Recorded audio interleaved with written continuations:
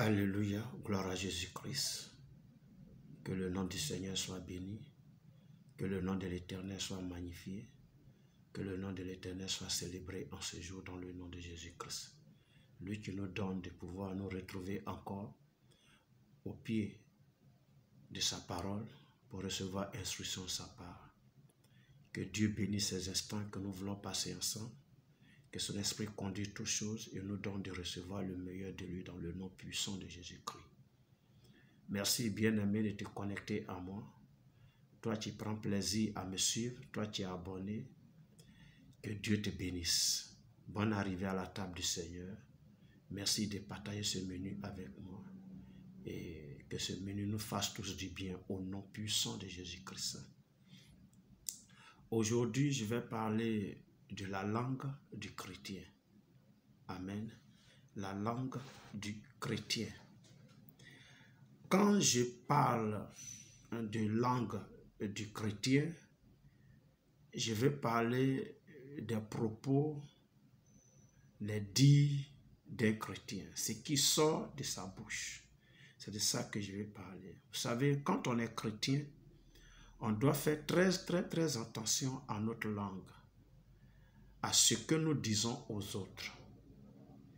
Et le livre de Proverbes, en son chapitre 18, le verset 21 dit ceci que je lis. La mort et la vie sont au pouvoir de la langue. Quiconque l'aime en mangera les fruits. La mort et la vie sont au pouvoir de la langue. Pour dire que la langue, les informations, les propos, les dires qui sortent de notre bouche peuvent apporter la mort, peuvent apporter également la vie. Alléluia. Pour montrer que nous devons faire très attention à ce que nous disons, aux informations que nous apportons aux gens, à ce que nous propageons comme nouvelles autour de nous. En tant que chrétiens, nous devons faire très attention à cela parce que ce que nous disons là peut créer la mort. Ce que nous disons là peut créer la vie également. Alléluia. Nous allons aller dans le livre de Jacques. Jacques chapitre 3. Et nous allons lire le verset 6. Jacques chapitre 3, le verset 6 qui dit ceci. La langue aussi est un feu.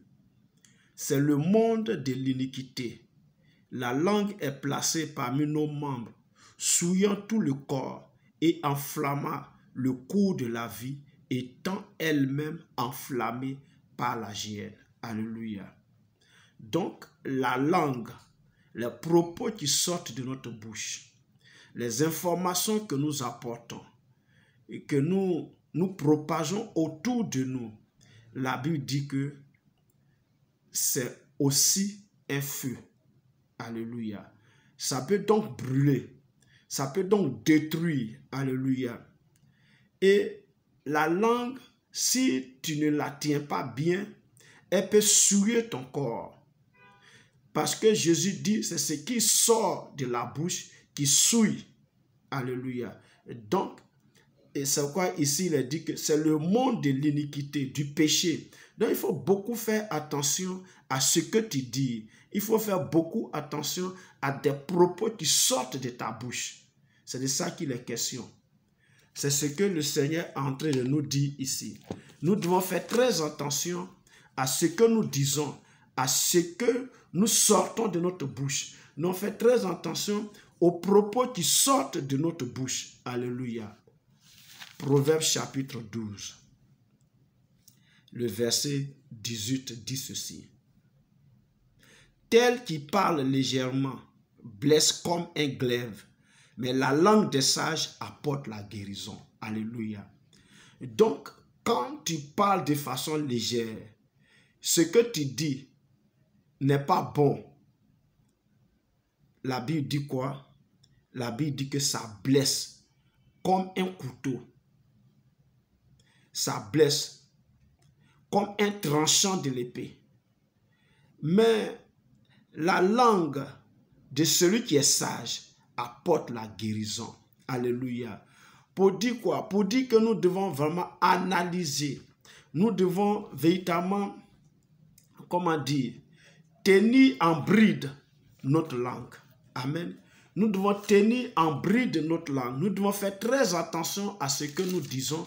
Nous devons faire très attention à ce que nous sortons de notre bouche, autour de nous. Les personnes à qui nous parlons, nous devons véritablement faire très attention aux propos que nous tenons, aux informations que nous leur apportons, parce que ça peut créer la mort, ça peut blesser, ça peut détruire, ça peut embraser.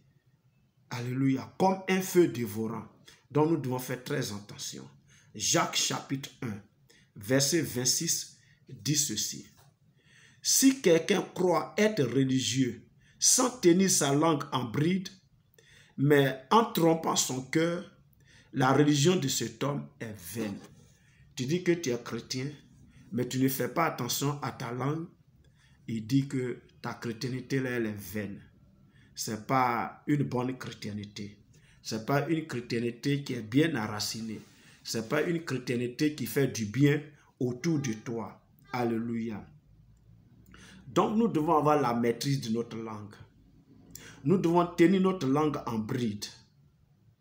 Et ce que nous disons, ce qui sort de notre bouche, nous devons vraiment avoir l'entière maîtrise totale de ce que nous disons et de ce qui sort de notre bouche. Parce que ça peut être dangereux. Ça peut être un venin d'aspic pour détruire les gens autour de nous. Alléluia. C'est pourquoi quand on est chrétien, avant de parler, avant de dire quoi que ce soit, avant de faire sortir quelque chose de notre bouche, nous devons l'examiner. Nous devons analyser et voir si ce que nous allons dire là est d'abord vrai. C'est-à-dire que nous l'avons donc analysé.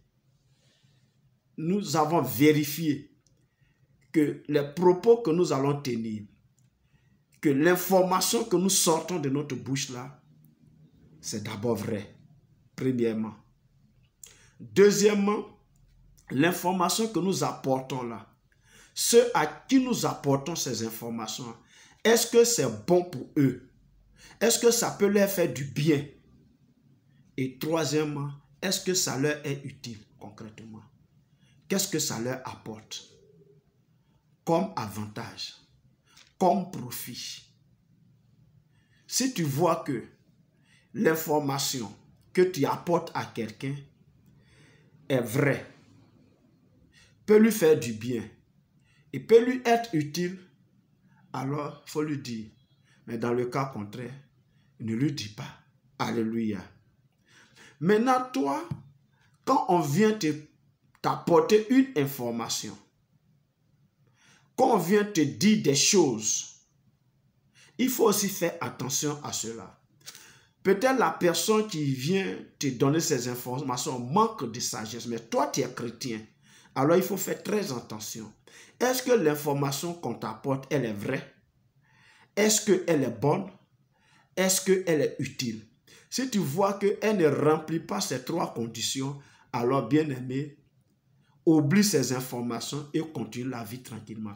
Parce qu'autour de nous se trouvent des personnes qui sont des commères, qui ont, c'est-à-dire cette capacité à venir donner des informations, à venir donner des propos, à propager des paroles pour nous blesser.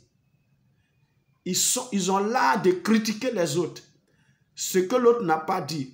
Ou alors, il a dit, mais le contexte dans lequel il a dit, ils vont arracher ces propos de ce contexte et ils vont venir te les dire et ça va enfler ton cœur. Donc, fais très attention également, toi, en tant qu'enfant de Dieu, aux informations qu'on t'apporte. Est-ce qu'elles sont bonnes? Est-ce qu'elles sont vraies? Est-ce qu'elles sont utiles? Si elles ne le sont pas, alors oublie-les et considère la personne qui est venue te donner ces informations comme une personne immature, comme une personne qui manque de sagesse. Alléluia. La langue du chrétien. Le chrétien doit faire attention à sa langue. Il doit faire attention à ses propos. Il doit faire attention aux informations qu'il apporte autour de lui. Alléluia. Que Dieu te bénisse. merci de m'avoir écouté. J'espère que cette parole t'a fait du bien, que cette parole t'a apporté véritablement ce dont tu as besoin en ce jour. Que Dieu bénisse cette parole dans ton cœur.